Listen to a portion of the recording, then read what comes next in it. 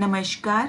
आज मैं आपको करवा चौथ की पूजा विधि, पूरे दिन क्या करें क्या ना करें, सरगी कैसे लें, मासिक धर्म में कैसे करें, गर्भवती महिलाएं कैसे करें, चंद्रमा पूजन, पति पूजन कैसे करें, इन सब के बारे में जानकारी देने जा रही हूँ। दोस्तों, इस दिन पति की अच्छी सेहत, कामयाबी और लंबी आयु के लिए सुहागिन महिलाएं करवा चौथ का व्रत रखती हैं। चलिए सबसे पहले इसकी पूजा विधि के बारे में जानते हैं। दोस्तों, सुबह स्नान कर पूजा करें, व्रत का संकल्प लें और पति की लंबी आयु और उन्नति की प्रार्थना करें और शाम को इसकी विधिवत पूजा की जाती है। पूजा के लिए एक चौकी पर लाल रंग का कपड़ा बिछाएं, वहां पर करवा माता की फोटो की स्थापना करें या कैलेंडर को फ्रेम करवा के रख के भी पूजा कर सकते हैं या मिट्टी की माता की प्रतिमा बना के भी पूजा की जाती है। दोस्तों, जो करवा माता की तस्वीर होती है उस पर गणेश जी की फोटो होती है।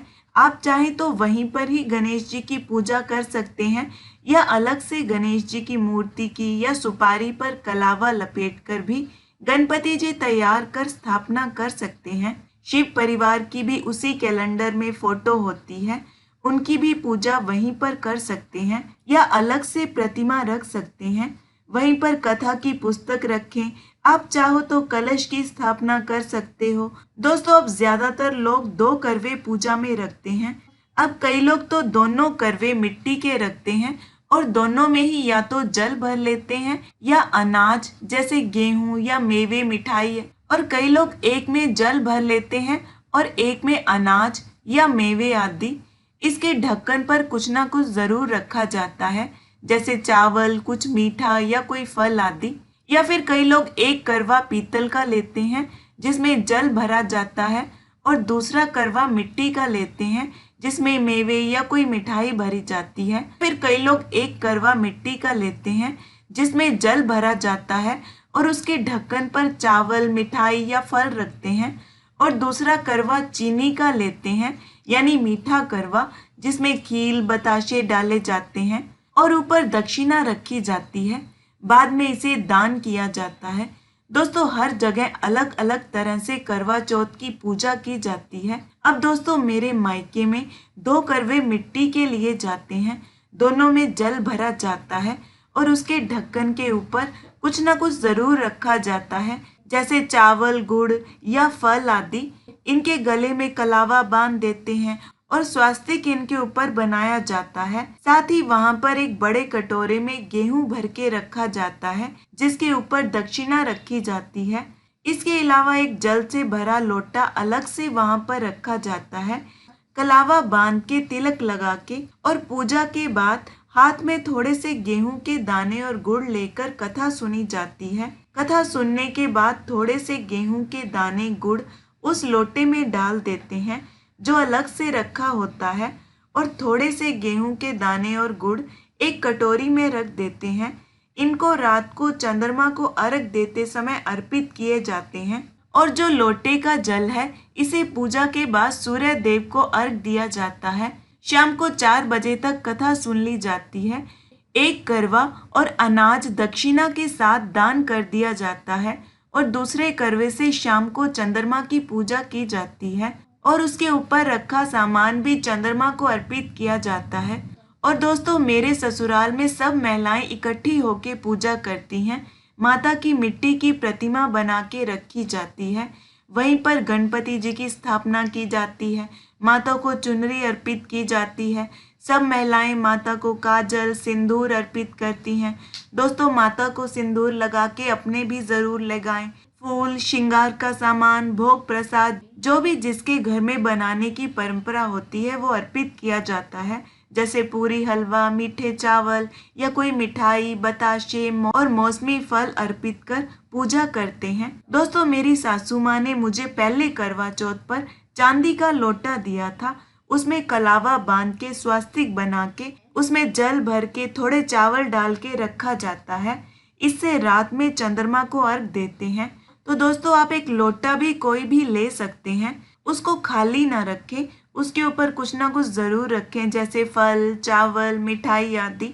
एक दीपक भी वहां पर जला के रखा जाता है। और दोस्तों, दान करने के लिए आप अलग से करवा ले सकते हैं जिसमें गेहूं डाल सकते हैं और उसके ऊपर कुछ मीठा और दक्षिणा रख सकते हैं।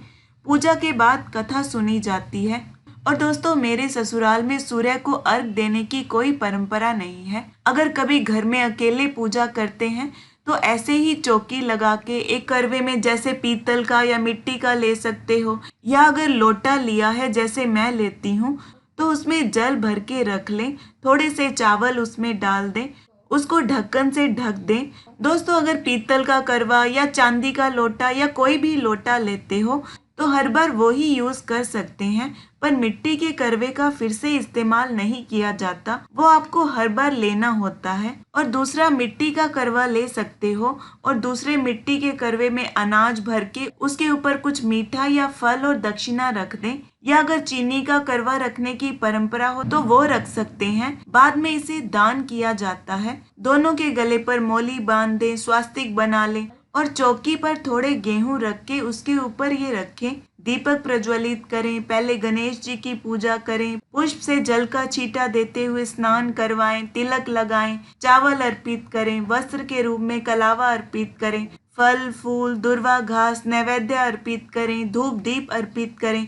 कलश की स्थापना की है तो उसका भी पूजन करें। चौथ माता की पूजा करें, जल का छींटा देते हुए स्नान करवाएं, साफ कपड़े से पोंछ दें, चुनरी माँ को अर्पित करें, वस्त्र रूपी मौली अर्पित करें, सिंदूर का तिलक लगाएं, अपने भी लगाएं, चावल फूल या फूल माला अर्पित करें। दोस्तों, जो करवा माता की फोटो है उसमें जितने भी देवी देवता हैं सभी को तिलक करें। गणेश जी, पूरे शिव परिवार को, सूर्य देव, चंद्र देव और जो भी सभी फोटो में है सबको तिलक करें। करवे पर 13 बिंदियां रोली से लगाएं।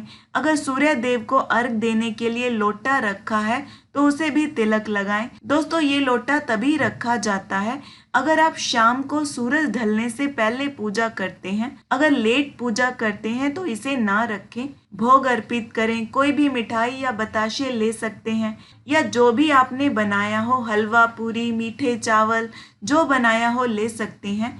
करवे के ऊपर भी कुछ ना कुछ जरूर रखें, खाली ना रखें। श्रृंगार का सामान माता को अर्पित करें। माता को अर्पित किया श्रृंगार का सामान आप खुद भी प्रसाद की तरह इस्तेमाल कर सकते हैं, थोड़ा सुहागिन महिला को दे सकते हैं। धूप दीप अर्पित करें।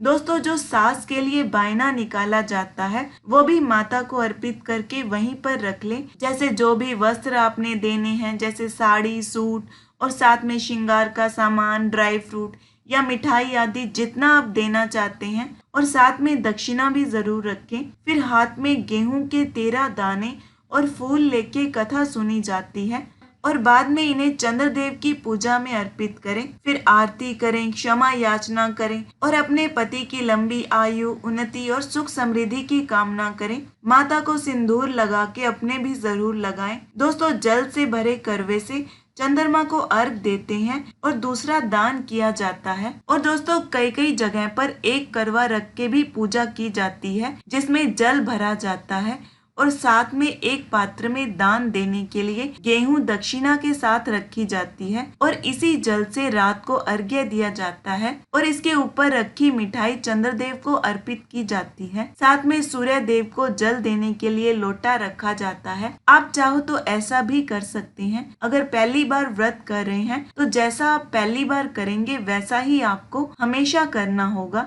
अब दोस्तों, जानते हैं पूरे दिन क्या करें क्या ना करें और अन्य नियमों के बारे में। दोस्तों, सुबह ब्रह्म मुहूर्त में सरगी ली जाती है। सरगी मुख्य रूप से सास अपनी बहू को देती है। सरगी में सास अपनी बहू के लिए साड़ी, सूट या जो भी वो पहनती है, खाने की चीजें जैसे फल, मठरी, ड्राई फ्रूट आदि, साथ में श्रृंगार का सामान दिया जाता है। या दोस्तों, आपकी सास नहीं है या वो दूर रहती है या आपके परिवार में सास द्वारा सरगी देने का रिवाज नहीं है तो आप स्वयं भी ये सारी चीजें ले सकते हैं। दोस्तों, सुबह 4 बजे के करीब सरगी ली जाती है।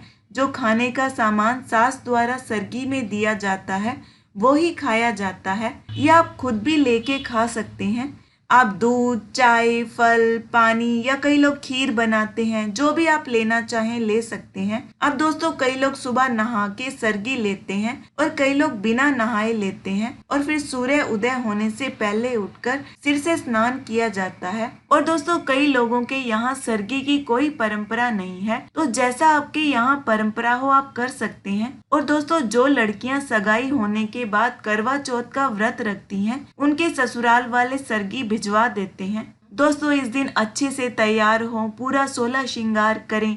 नए वस्त्र पहन सके तो अच्छा है, नहीं तो साफ धुले हुए वस्त्र जरूर होने चाहिए।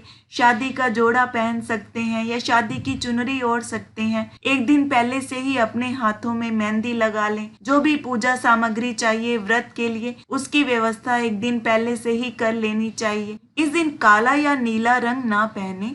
इस दिन सोना नहीं चाहिए। पूरा दिन निर्जला निराहार रहा जाता है। दोस्तों कई लोग शाम को कथा सुनने के बाद दूध, चाय, फल, जूस आदि ले लेते हैं और कई लोग चंद्रमा को जल देने के बाद अपने पति के हाथों से ही लेते हैं। और दोस्तों अगर आप गर्भवती हैं तो पूरा दिन निर्जला निराहार व्रत ना रखें। आप जल, फल, दूध, जूस आदि ले सकते हैं। कम से कम शाम की पूजा के बाद जरूर ले लेना चाहिए। और अगर किसी को इस समय में पीरियड्स आ जाए तो आपको व्रत रखना है पर पूजा नहीं करनी। सारे नियमों का पालन करना है, पूरा 16 श्रृंगार करना है। पूजा आप घर में किसी और से करवा सकते हैं, मानसिक पूजा कर सकते हैं। जहाँ पूजा हो रही हो घर में कोई और कर रहा हो तो आप दूर से कथा सुन सकते हैं, चंद्रदेव का दर्शन कर सकते हैं। दोस्तों शाम की पूजा के बाद भी बड़े बुजुर्गों का आशीर्वाद जरूर लें।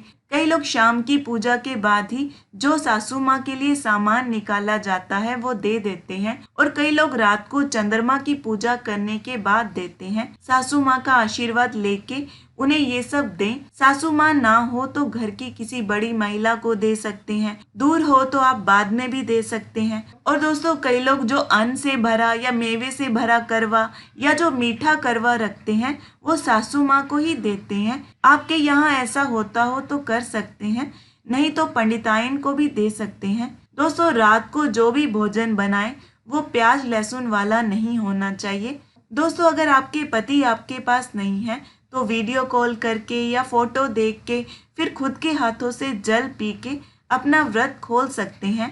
अगर दोस्तों लड्डू गोपाल घर पर हों तो उन्हें भी चौकी पर विराजमान जरूर करवाएं, टीका लगाएं, माखन मिश्री का भोग लगाएं।